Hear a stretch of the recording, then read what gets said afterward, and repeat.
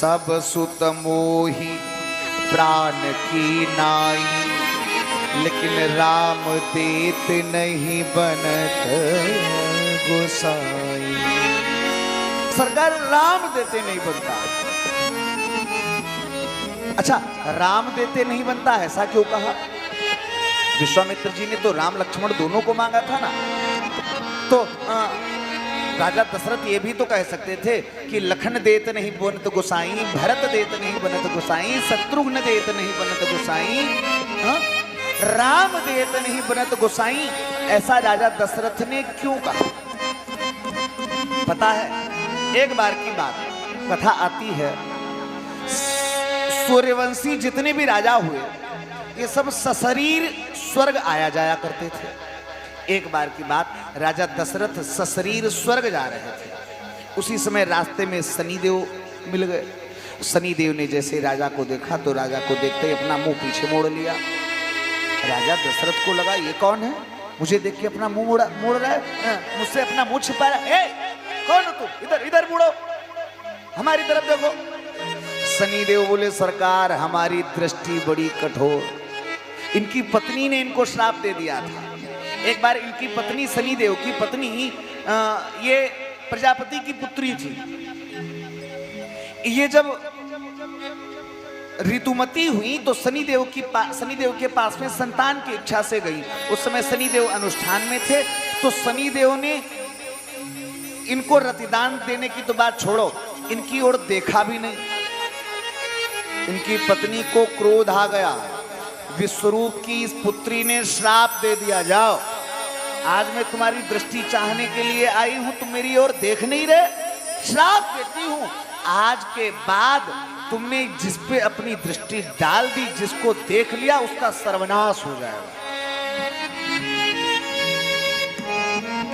गणेश जी का मस्तक भी शनिदेव की दृष्टि से कटा था। ऐसी कथा शिव पुराण में आती है और गणेश पुराण में भी आती है।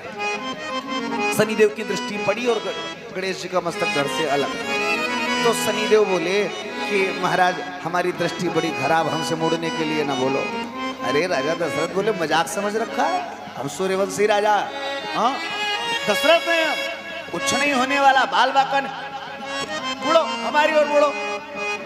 शनिदेव ने जैसे ही थोड़ी सी तिरछी दृष्टि राजा दशरथ के रथ पे डाली, हुआ क्या, रथ में आग लग गई।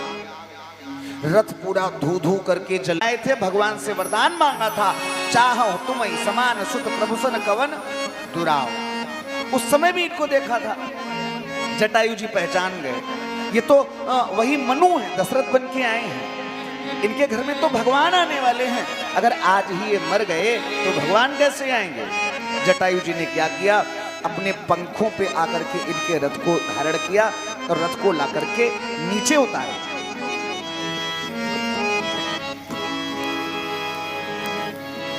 दशरथ जी ने देखा, जटायु जी से बोले मित्र आज तुमने तो हमारे प्राण बचा लिए, नहीं तो हम तो मर गए थे। जटायु जी बोले मित्र ये तो हमारा कर्तव्य था, सो हमने किया। दशरथ जी बोले मित्र आज हम तुमसे बड़े प्रसन्न हैं, मांगो क्या चाहिए, तुम जो चाहो सो मांग लो। अरे जटायु जी बोले महाराज क्या बात कर रहे हो, हमने आपके प्राण इसलिए थोड़ा ना बचाया कि आपसे बदले में कुछ मांगा जाए। दशरथ जी बोले सर नहीं नहीं मित्र, हमने तुमको मित्र कहा है और मित्रता की निशानी कुछ तो तुमको मांगना पड़ेगा। जटायु जी बोले वचन दो, जो मांगेंगे दोगे। राजा दशरथ बोले सुनो महाराज, शायद तुमने अभी सूर्यवंशी राजाओं के विषय में सुना नहीं। रघुकुल रीति सदा चली आई, रघुकुल रीति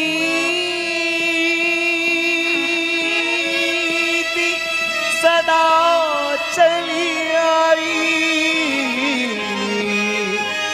प्राण जाई पर वचन न जाई। प्राण चले जाएं लेकिन वचन नहीं जाता, वचन दिया जो मांगोगे मिलेगा। जटायु जी बोले अगर दे नहीं चाहते हो तो अपना बड़ा बेटा हमको दे दो। दशरथ को लगा बड़ा न छोटा यहाँ है ही नहीं, तब राजा दशरथ के कोई संतान नहीं हुई थी।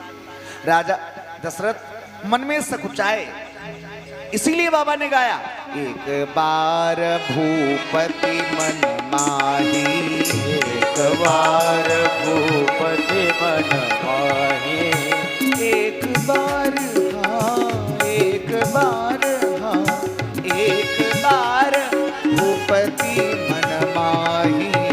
भई गलानी मोरे सुत नाही, भई गलानी मोरे सुत नाही, भई गलानी मोरे सुत नाही, भई गलानी मोरे सुत नाही। राजा दशरथ को बड़ी ग्लानि हुई, मैंने तो वचन दे दिया, अब क्या करूं, वचन को पूरा कैसे करूं?